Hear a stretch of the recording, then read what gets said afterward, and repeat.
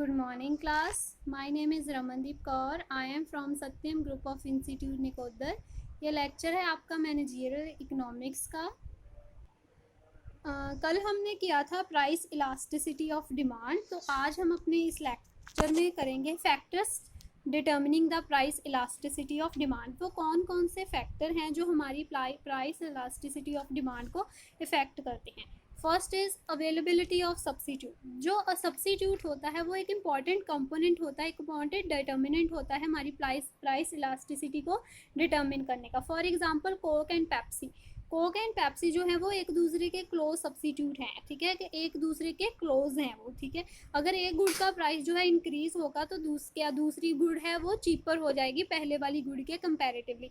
तो यहाँ जो कंज्यूमर होगा वो क्या है, दूसरी जो चीप गुड है उसको, जो सस्ती है उसको खरीदना स्टार्ट कर देगा. इसमें जो इलास्टिसिटी होगी वो हायर होगी, दोनों गुड्स की इलास्टिसिटी जो है वो हायर होगी.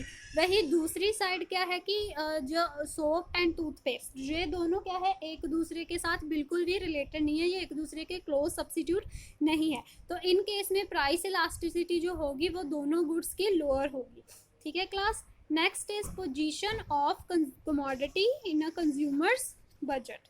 ठीक है जी. जो इलास्टिसिटी और डिमांड है वो जो इनकम का प्रोपोर्शन होता है, कंज्यूमर्स की इनकम का प्रोपोर्शन होता है, वो कैसे स्पेंड करते हैं उस पर भी डिपेंड करती है. अगर तो प्रोपोर्शन ऑफ इनकम जो है वो स्मॉल कमोडिटीज़ है, जो very small proportion of commodity जो स्मॉल प्रोपोर्शन है इनकम का वो स्पेंड किया जा रहा है. ठीक है जी. If the proportion of particular commodity if the proportion of income spent on a commodity is a very small. ठीक है. जो proportion income का हमने spend किया है commodity वो बहुत small है तो उसकी डिमांड, ठीक है, then its demand will be inelastic. उसकी डिमांड क्या होगी, inelastic होगी. और अगर जो proportion of income जो है वो बहुत ज़्यादा स्पेंड किया है हमने तो उसकी डिमांड इलास्टिक होगी.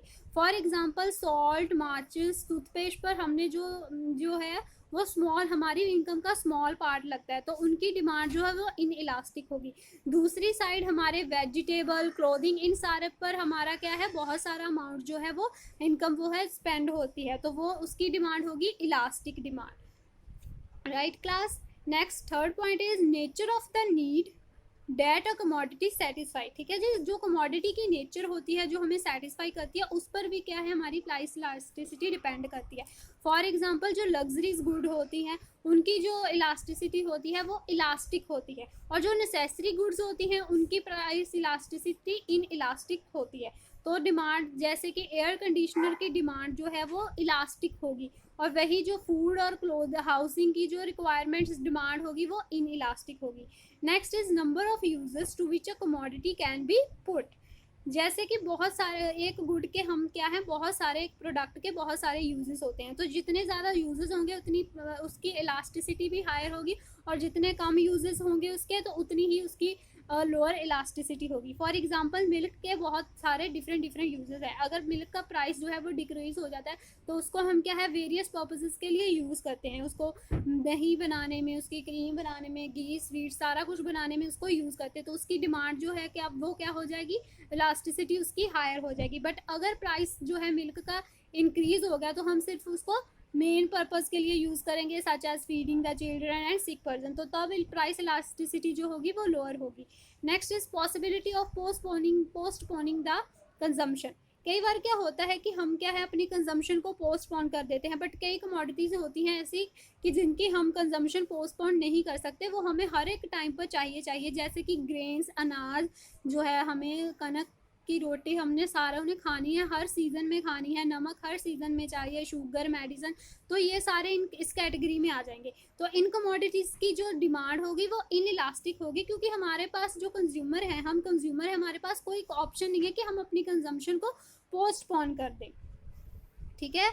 Next is joint demand. Joint demand क्या होती है, जब दो गुड्स को कंबाइंडली हम देखते हैं कि एक गुड जो दूसरी गुड पर डिपेंड करती है कि एक गुड के प्राइस के इंक्रीज और डिक्रीज होने से उसकी डिमांड इंक्रीज डिक्रीज होती है.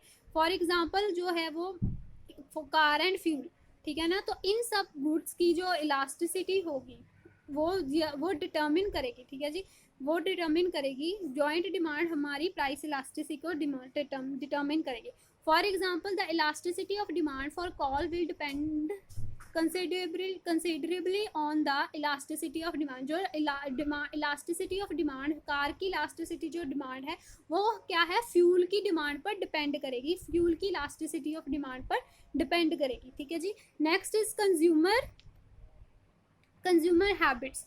If consumer is a habitual consumer of a commodity, then the demand for this type of commodity will be inelastic. Inelastic means कि प्राइस के चेंज होने से डिमांड पर कोई इफेक्ट नहीं पड़ता। अगर कंज्यूमर जो है वो किसी एक प्रोडक्ट के लिए उसको हैबिट है, उसको चाहे उसका प्राइस कोई भी हो, उसने उससे लेना ही लेना है, उसकी डिमांड में कोई चेंज नहीं आ गया, तो उसकी प्राइस इलास्टिसिटी जो है वो इन इलास्टिक होगी।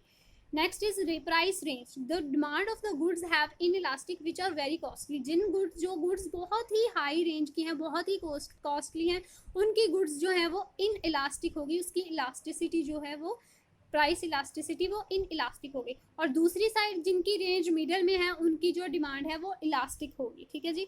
Next is brand. जो ब्रांड है वो भी बहुत अफेक्ट करता है हमें प्राइस इलास्टिसिटी को डिटर्मिन करने के लिए।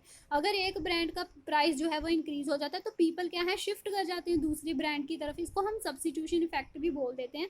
तो फॉर एग्जाम्पल अगर बजाज की बाइक्स का प्राइसेस इंक्रीज हो जाएगा तो पीपल क्या है, वो होंडा की बाइक्स लेना स्टार्ट कर देंगे। ठीक है जी। Next is distribution of income. The demand for various good is elastic in the case when consumer has equal distribution. जब कंज्यूमर की इनकम का डिस्ट्रीब्यूशन जो है वो इक्वल होता है तो जो गुड्स की डिमांड है वो इलास्टिक होगी। ठीक है जी। Because there is a huge number of middle class person whose purchasing power is almost, क्योंकि जो मिडिल क्लास के पर्सन होते हैं उनकी परचेजिंग पावर जो होती है सबकी इक्वल ही होती है। ठीक है जी।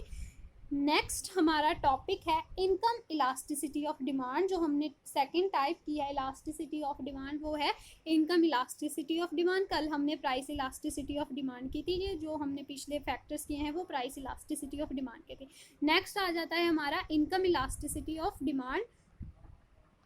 तो हम मीनिंग करते हैं इनकम इलास्टिसिटी ऑफ डिमांड क्या है। ठीक है जी। Income elasticity of demand is defined as the percentage change in the quantity demanded of a good divided by the percentage change in the income of the consumer. ठीक है जी।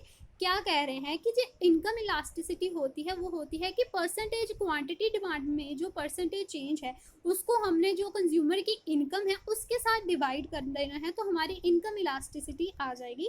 ये formula है income elasticity का, ये है E Y. हम किसको बोल रहे हैं, इनकम इलास्टिसिटी ऑफ डिमांड को, is equal to delta Q over delta Y into Y over Q. यहाँ पर ई वाई का मतलब मैंने आपको बता दिया कि इनकम इलास्टिसिटी है। नेक्स्ट जो है क्यू का मीनिंग है क्वांटिटी डिमांडेड, वाई का मीन है इनकम, और जो डेल्टा क्यू लिखा हुआ है वो है चेंज इन क्वांटिटी डिमांडेड, और जो डेल्टा वाई है वो चेंज इन इनकम है। ठीक है। तो ये है next types of elasticity of demand. Wait a minute student, there is a problem.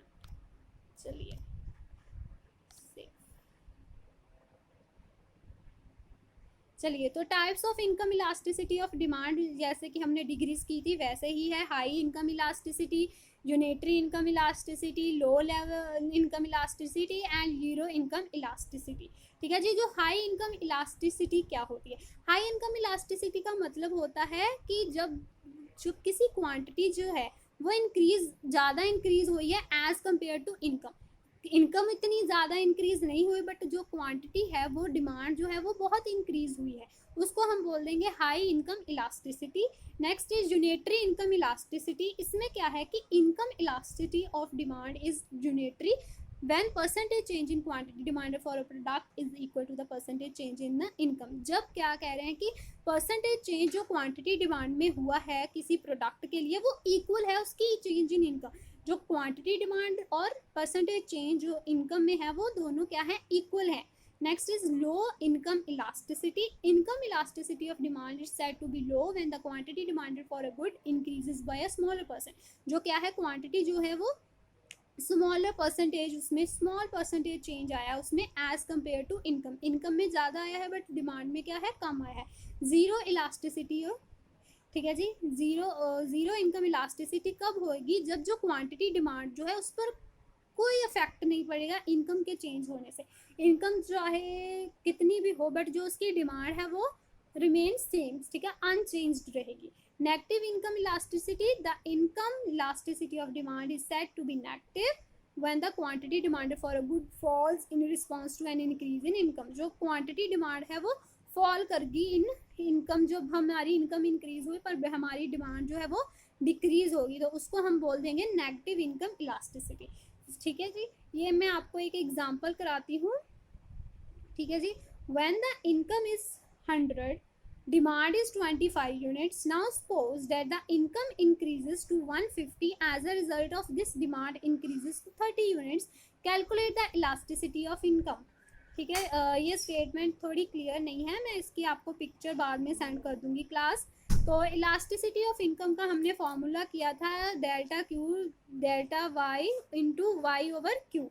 ठीक है, तो चेंज इनकम में चेंज देखिए कितना आया, पहले हमारी इनकम थी 100 और वो इंक्रीज होगी 150 पर, तो इनमें इनकम में चेंज कितना आया 50 का। ठीक है जी, तो नेक्स्ट वाई, और हमने देखना है कि क्वांटिटी में कितना चेंज आया। देखिए पहले हमारी क्वांटिटी थी 25 और वो हो गई है 30, तो इनकम हमारी डिमांड में चेंज आया 5। तो ठीक है, क्वांटिटी 5 ओवर 50 और इनकम कितनी थी पहले हमारी 100 और क्वांटिटी कितनी थी 25, तो दोनों को हम जब इसको सॉल्व करेंगे तो ये 2/5 आ जाएगा। ठीक है, तो हमारा आंसर आ गया 2/5। तो होप क्लास आपको ये लेक्चर समझ आया होगा। अगर आपको किसी भी टॉपिक में कोई भी प्रॉब्लम है तो आप मुझसे कांटेक्ट कर सकते हो। Thank you class.